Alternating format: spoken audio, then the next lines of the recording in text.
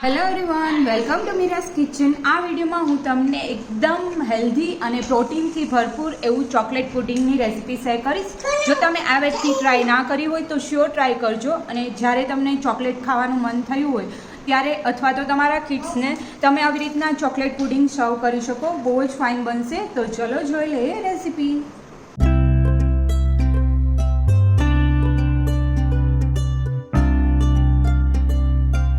અત્યારે મેં પનીર લઈ લીધું છે, 150 ગ્રામ જેટલું પનીર લઈ લીધું છે. એને આપણે રીતના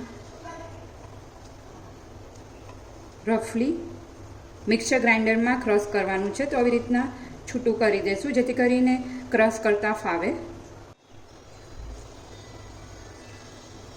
એકદમ ફાઇન અને પ્લસ પ્રોટીનથી ભરપૂર એવું આ પુડિંગ બની અને રેડી થશે. જો તમને અથવા તો તમારા કિડ્સને સ્વીટ ખાવાનું મન થયું હોય અને પુડિંગ બનાવવું હોય તો આવી રીતના હેલ્ધી પુડિંગ તમે ક્યારેય ટ્રાય ના કર્યું હોય તો શ્યોર ટ્રાય કરજો. તો આવી રીતના મેં પનીરને ક્રશ કરી લીધું છે એમ જ હાથથી જ. હવે મિક્સર જારમાં આપણે એને એડ કરી દેવાનું છે.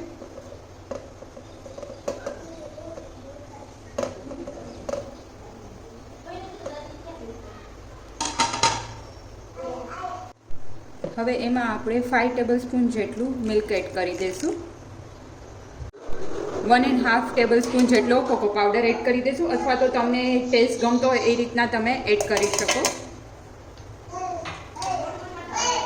1/2 ટીસ્પૂન જેટલું હની એડ કરી દઈશું. અત્યારે આપણે હેલ્ધી વર્ઝન બનાવીએ છીએ એટલે સુગર કે કશું જ એડ નહીં કરીએ આમાં. અને એમાં આપણે મેલ્ટેડ કમ્પાઉન્ડ ચોકલેટ અથવા તો કોઈ બી ચોકલેટ હોય એ લઈ લેવાની છે.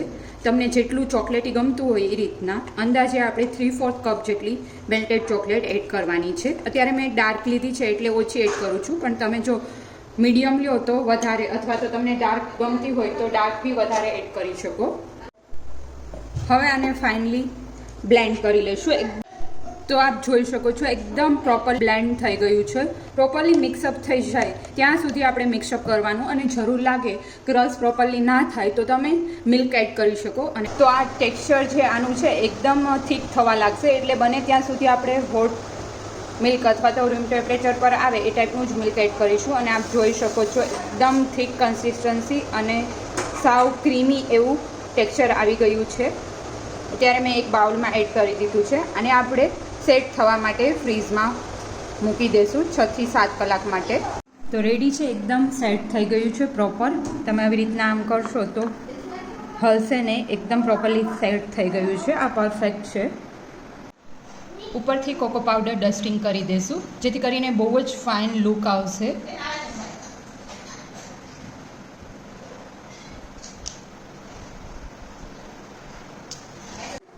તો આપ બી આ રેસીપી ટ્રાય કરજો અને કમેન્ટ કરી અને જણાવજો તમને મારી રેસીપી કેવી લાગી. Thank you for watching my video.